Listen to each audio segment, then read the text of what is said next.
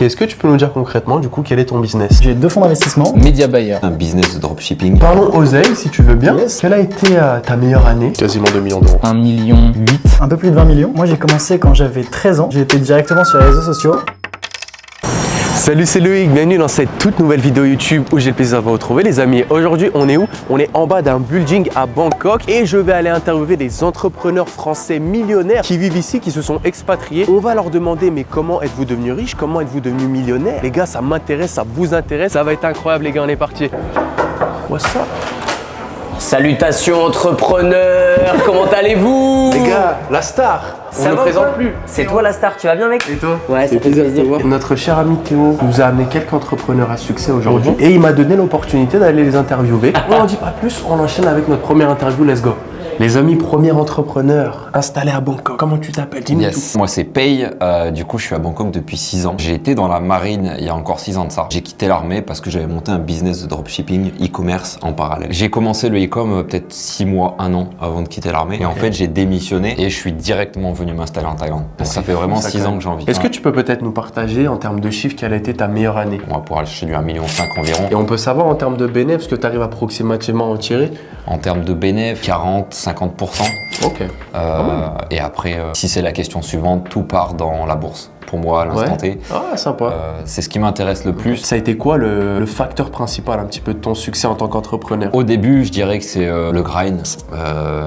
On faisait du 110 heures à l'armée. Donc, tu sais, les gens qui te disent ouais, j'ai pas le temps de travailler, tout ça. Moi, je faisais 24 heures de service. J'arrivais le matin, je repartais le lendemain à 8 heures du mat. Red Bull, café, et je bossais. J'étais fatigué, hein, mais je travaillais. Donc, je pense qu'au début, c'était le grind parce que je voulais acquérir cette liberté. Dès que j'ai acquis cette liberté, j'ai eu la chance en fait d'arriver à Bangkok et de tomber sur Théophile par exemple et de voir un mec qui fait des salaires insolents. Je me disais mais c'est pas possible.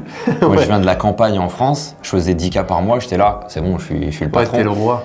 Et si tu casses des croyances encore plus. Est-ce que tu as tout de même connu un gros échec, tu vois, dans ta life, même peut-être personnel ou professionnel, mais un truc qui a fait l'homme un petit peu plus hargneux que tu es aujourd'hui? Par rapport à un salaire français quand j'étais à l'armée, je faisais 3600 € quand j'étais en mission. Je suis allé en Syrie, je suis allé au Yémen, donc tu vois, c'était des trucs où tu pouvais crever, hein, honnêtement. Ouais. Après, je suis arrivé dans le business en ligne où là, je pouvais en fait faire beaucoup plus, mais sans rien faire. Je pouvais, voilà, je sais pas, je suis un ancien joueur, un gros joueur de jeux vidéo, je pouvais jouer au jeu et imprimer de l'argent. Donc il y avait ce côté où je me suis habitué à faire de l'argent sans rien faire. J'aurais peut-être pu faire beaucoup plus d'argent et en fait je me suis un petit peu habitué à faire de l'argent sans trop pousser. Sans ouais, pousser. Le minimum dont j'ai besoin pour continuer à investir, etc. J'ai peut-être un petit peu perdu ce hustle, donc je me suis un petit peu assis sur mes lauriers, je dirais. Ça serait quoi pour toi le meilleur conseil financier? Pour moi, je pense qu'il y a 3 vecteurs. Pour l'enrichissement, il va y avoir la création d'un business qui va nous faire imprimer de l'argent. Il va y avoir l'immobilier et il va y avoir pour moi la bourse. Tout le monde en fait qui souhaite un petit peu s'émanciper, devenir libre financièrement, devrait avoir du coup ces 3 axes. À partir de quel montant par mois tu t'es senti vraiment libre? Tu t'es dit là c'est bon, je peux me permettre absolument tout? Moi j'ai eu des paliers, mais honnêtement je dirais après 30K. 30 000 €? Ouais. Quand j'ai commencé à gagner 1500 balles, en fait, c'était mon ticket de liberté, tu vois. Je suis pas issu d'une famille riche du tout. Dès que j'ai passé les 1500 balles et que c'était stable avec mon business SEO, en fait, pour moi, ça suffisait. Pas besoin de plus. Mais c'est vrai qu'après, il y a plusieurs barrières. On va parler des 2K, des 10K, 30K. Il y en a, c'est 100K, 200K. Ça dépend des profils. Et aussi, ça change avec le temps, je suppose. Complètement. Les attentes, les rencontres, ça te fait vouloir plus. Incroyable, les gars. Bah écoute, je te remercie. Ça fait plaisir, en tout cas. Au plaisir. On est pas mal. Super. Mon ami, peux-tu nous dire comment tu t'appelles? Je m'appelle Théo. T'as quel âge? T'es très jeune. J'ai 20 ans. 20 ans, les gars. Explique-nous ton business, s'il te plaît. Alors moi je fais plusieurs choses. J'ai 2 fonds d'investissement. Un fonds d'investissement régulé au Luxembourg et à Londres. Okay. Et un fonds non régulé qui est à Londres également pour des clients plus petits, retail, ouvert à tout le monde. C'est incroyable. Moi j'ai commencé quand j'avais 13 ans. J'ai été directement sur les réseaux sociaux. Histoire courte, mes parents n'avaient pas forcément beaucoup d'argent. J'aimais rien de manquer, mais je me suis mis sur les réseaux en regardant comment faire de l'argent, etc. Je fais beaucoup de choses. À 13 ans? Ouais. J'ai, à 13 ans, connu Théophile sur YouTube, qui avait 1000 abonnés. Qui avait 1000 abonnés, et c'est comme ça que j'ai commencé. Et je lui ai envoyé un message, pour le coup, en 2018, il y a de ça 6 ans maintenant, où je lui ai dit on se reverra au sommet. Et maintenant, on est amis. Et maintenant, on est dans l'appart ensemble. Voilà. C'est incroyable, super inspirant. Okay. Et à 20 ans, ça a été quoi le facteur principal de ta réussite? Parce que t'es jeune. Comment on fait pour à 20 ans avoir cette gamberge? Une phrase, no risk, no fun. Pas de risque, pas d'histoire aussi, ça marche aussi. Le risque, moi c'est un métier risqué que je fais avec beaucoup de pression parce qu'on gère forcément de l'argent de certaines personnes qui ont du patrimoine, beaucoup ou pas forcément, peu importe, l'argent c'est de l'argent, c'est une Bien valeur. sûr. Bah forcément il y a des risques à prendre, des risques que j'ai pris et qui aujourd'hui ont payé. Après il y a toujours un collatéral où forcément c'est de l'investissement. Donc il y a des risques, il y a des gens qui sont moins contents, d'autres plus contents. Globalement, si on est toujours là et que ça marche, c'est qu'il y a plus de gens contents que mécontents, mais ouais, c'est un métier à risque. Mais aujourd'hui, je pense c'est quelque chose qui m'a permis d'aller très vite. Normalement, généralement, dans un business, c'est on crée son business, ensuite on fait de l'investissement, on voit que ça marche bien, et fin du game, on fait un fonds d'investissement, et j'ai cut et pris directement la fin.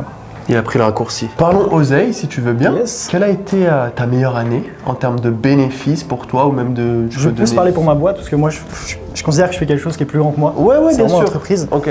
Sur l'année dernière, on a levé au total un peu plus de 20 millions dans la société, et on a fait à peu près 30 à 40% de chiffres en trading. Ok, ce qui nous donne à peu près sur un chiffre, c'est Ce qui donne à peu près entre 6 et 8 millions de CA. Waouh. J'ai juste mes commissions traders qui vont aller. J'ai 16 traders aujourd'hui qui travaillent pour notre fonds. Il y a quelques commissions brokers, c'est un monde assez complexe, mais globalement, on va se rapprocher des 60 à 70% de marge. Est-ce que tu aurais un conseil pour un jeune entrepreneur? Tu vois, là, il te voit 20 ans, Ouais. Bangkok, je suppose que tu es installé, là, t'es bien, t'as tout, t'as un bon lifestyle. Ouais. Ça serait quoi? Il faut pas prendre exemple sur moi. Quelqu'un de 20 ans qui commence peut pas faire les actions que je suis en train de faire. Forcément. On va regarder qu'est-ce que j'ai fait quand j'ai commencé, Tout juste. par exemple. Tout juste. Il y a plein de gens qui disent ok, lui, il pèse 10 millions. Faut pas s'intéresser à ce qu'il fait maintenant, mais qu'est-ce qu'il faisait quand il avait zéro? Quel business il a lancé? Et forcément, on va pas lancer les mêmes types de business. Moi, quand j'ai commencé sur Instagram. J'avais monté des pages en abonnés, j'avais à peu près 10 millions sur des pages code de meuf, des trucs comme ça. Ok. Et je faisais des pubs pour des gens et je vendais des abonnés. Voilà, j'ai commencé comme ça. Donc rien à voir avec le fonds d'investissement. Et je suis allé en Turquie et j'ai rencontré quelqu'un qui avait un fonds d'investissement, je m'y suis intéressé, je m'y suis penché de fil en aiguille, j'en suis arrivé là. Mais c'est pas la première chose sur laquelle on doit se focus. Vraiment, qu'est-ce qui correspond à là où t'en es, quoi. C'est plus le processus qu'il Ouais. faut suivre que le résultat Le final. résultat final, bien sûr. Parce que si on se focus trop sur le résultat final, on passe le processus et sans processus, on peut pas arriver au résultat final, forcément. Est-ce que tu as une leçon de vie qui t'a marqué, peut-être de quelque chose un peu plus intime, qui a fait la personne que tu es aujourd'hui? Oui, dans mon enfance, mon père a créé une entreprise qui était à succès à un moment donné. Bah, malheureusement pour lui, ça a coulé, très mal passé pour lui. D'accord. Et ça m'a donné la hargne de justement créer la mienne, gagner de l'argent et faire les choses qu'il faut Ok. pour réussir. Inspirant.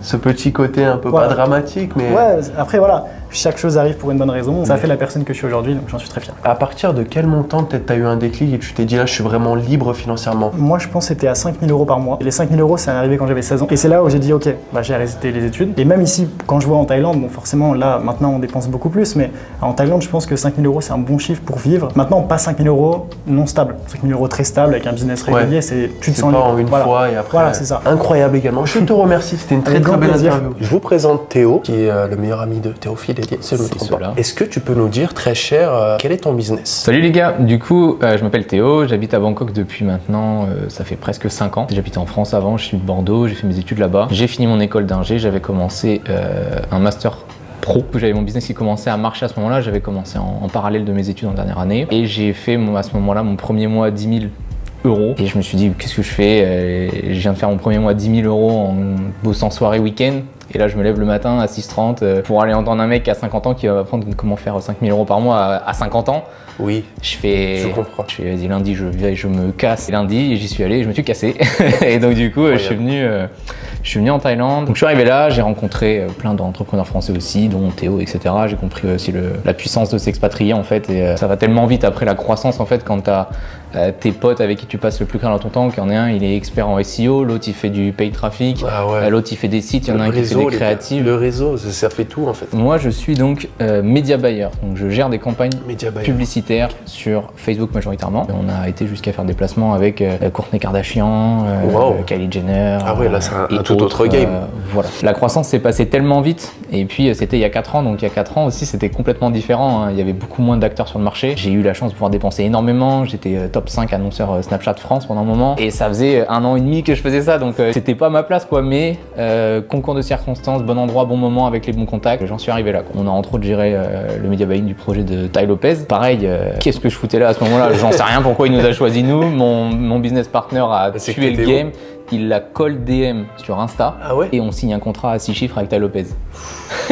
Incroyable, Ça fait mal, ça. incroyable. Ok. Du français, random. Est-ce que tu peux nous dire, pour inspirer la commu, ça a été quoi ta meilleure année? On va parler en profit pur parce que Ouais. à chaque fois On qu'on aime. parle de chiffre d'affaires, c'est toujours. Oui, oui. Voilà, donc moi j'ai la chance, vu que je suis surtout dans le media buying, au final c'est de la prestation, donc mon bénéfice se rapproche quand même du chiffre d'affaires. Donc on a fait un bénéfice d'environ 1,8 million l'année dernière en termes de prestations de media buying. On a aussi des associations, c'est-à-dire que des fois on gère les campagnes publicitaires en s'associant avec les personnes. Et nous on gère nos trucs, vous gérez votre funnel, nous on gère le trafic, on fait 50-50 et on partage les bénéfices. Et après j'ai aussi des investissements à côté comme des restaurants, de la bourse, l'appartement Oui, dont oui, je te oui. parlais tout à l'heure, Oui, un oui. peu d'IMO. On est allé dans son etc. restaurant dernièrement, incroyable d'ailleurs. Très très Ouais. bien accueilli, très bien. C'est comment il s'appelle? Moza? Moza à Bangkok. Incroyable, il a la classe, Théo.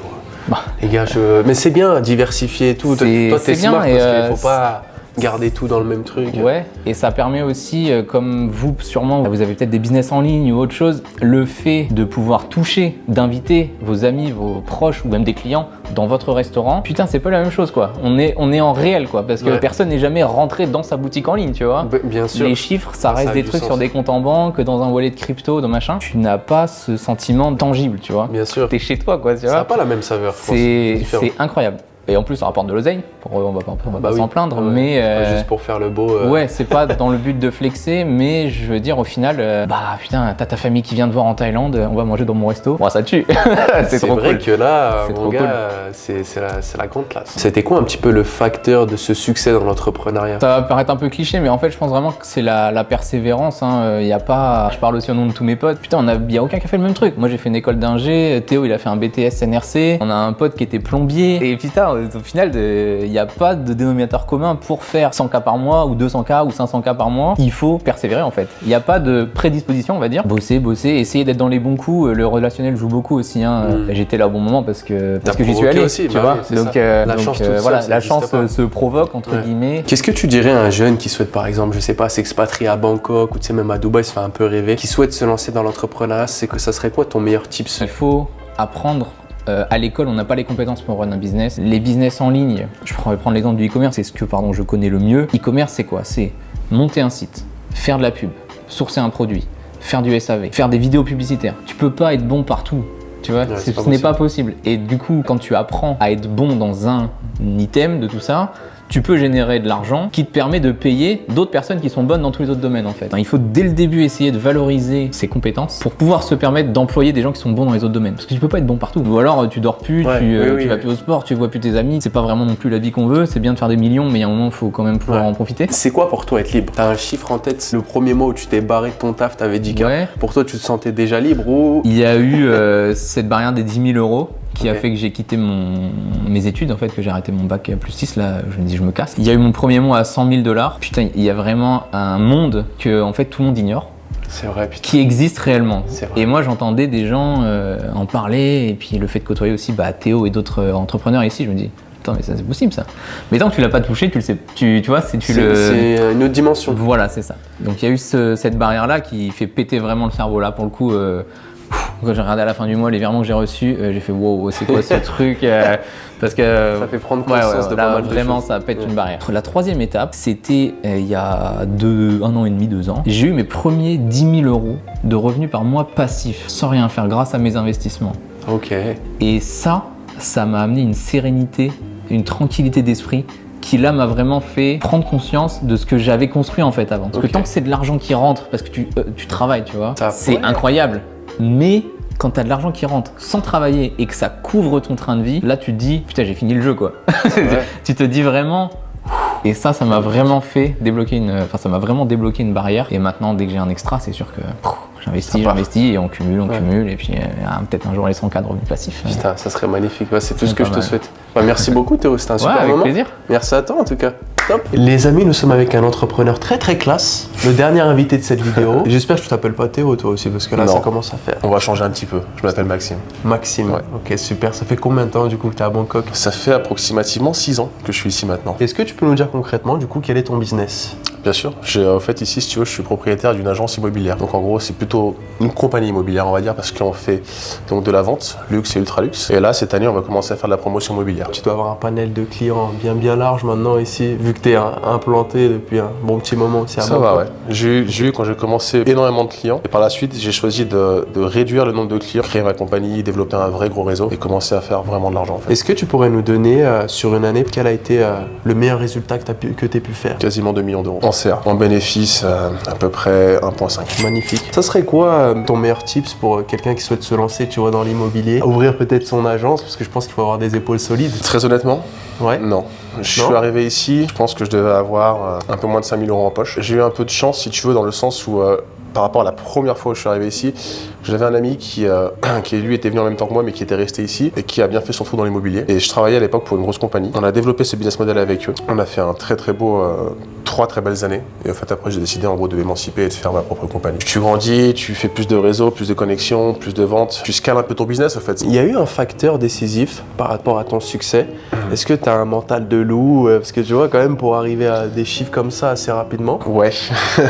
Ouais et non. En fait, si tu veux, moi, je suis très à l'aise avec les gens. J'ai jamais eu de problème avec les gens qui ont de l'argent, en l'occurrence, toi, des préjugés ou quoi que ce soit. Tu vois, quand je rencontre une personne qui a beaucoup d'argent, si tu veux, je lui fais comprendre très rapidement que, ok, moi, ça, c'est mon métier, c'est ce que je fais, mais je suis pas là pour lui vendre quelque chose, au fait. Les gens, si tu veux, aiment bien l'immobilier de base. Quand les gens savent que tu fais de l'immobilier, ils te posent très souvent beaucoup de questions. T'as la bonne casquette, ouais. Ouais, voilà, Ah, c'est ça. ouais, non, je vois ce que tu veux dire. Ils aiment bien savoir, ah ça vaut combien, ça vaut combien. Et en fait, tu vois, des fois, ça amène à... Là, tu vois, on a fait une vente à quasiment 7 millions, c'était à peu près ça. C'est une personne que j'ai rencontrée par le biais d'un autre client. On avait fait un dîner, un lunch ensemble. Une personne avec qui j'avais vendu un penthouse il y a quelques mois. Et il s'avère qu'un de ses amis, en fait, c'est un très gros profil de Suisse. Et puis, tu vois, un mois après, il t'achète un appart comme ça, quoi. Incroyable. Et juste en parlant un peu d'immobilier. Plein de fois, je donne des conseils gratuitement parce que tu vois, c'est normal, c'est mon job, au fait. Moi, j'aime ce que je fais. T'as connu quand même un échec impactant dans ta life? Ouais, j'en ai eu quand j'ai voulu diversifier un peu mes business, faire autre chose que l'immobilier pour avoir, par exemple, un passive income par rapport à ça. Là, j'ai connu des échecs. Et c'est pour ça qu'après, j'ai préféré me focus vraiment sur ce que je sais faire. Ta zone de génie, quoi. C'est ça. C'est bien d'essayer d'autres choses, mais au final, je pense que c'est mieux de masteriser une chose. Moi, dans mon cas, c'est toujours relié à l'immobilier. Parce que c'est vraiment ça qui m'a... Ouais, c'est ça qui m'a réussi. C'était quoi ta situation dès le départ? Parce que là, tu m'as dit, t'as combien? 30 balais? J'ai 33 ans. Ouais. J'ai d'une famille très normale, pas pauvre et pas riche. Donc pas la classe aisée, la classe moyenne simplement. Je suis la seule personne de ma famille qui a pris la décision de s'expatrier. Avant de faire l'immobilier, j'ai fait plein de petits métiers. De la restauration, barman, ce que tu veux, tu vois, toujours les petits métiers. J'ai arrêté les études assez tôt, très tôt, je crois à 16 ans, je dis pas de bêtises. Et après j'ai fait tout seul en fait. Je me suis fait tout seul simplement. C'est con à dire, mais j'ai toujours voulu faire de l'argent en fait, tu vois. Avant de monter à Paris, j'ai envoyé peut-être, je sais pas, une centaine de CV. Dans plein d'agences, j'avais jamais travaillé à Paris de ma vie, j'étais jamais allé à Paris de ma vie, j'avais jamais fait d'immobilier et j'ai pas fait d'études, tu vois. J'ai eu la chance, j'ai fait pas mal d'entretiens d'embauche par rapport à ça et en fait après, tu vois, j'ai choisi de bosser dans une agence qui était spécialisée dans le luxe, dans un quartier très spécifique, 5e et 6e arrondissement. 2 ans à Paris, je suis devenu assez successful et après je suis venu ici. Et là, tu as construit ton petit empire.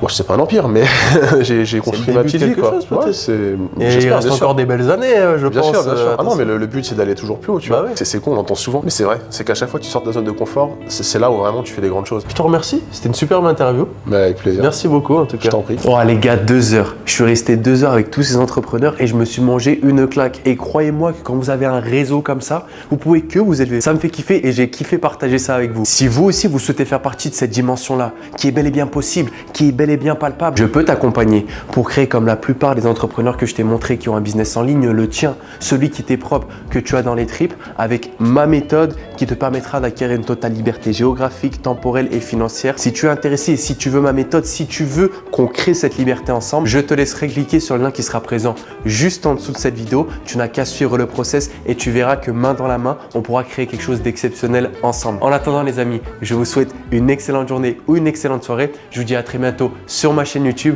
C'était votre dialogue, prenez soin de vous. Ciao, ciao à tous.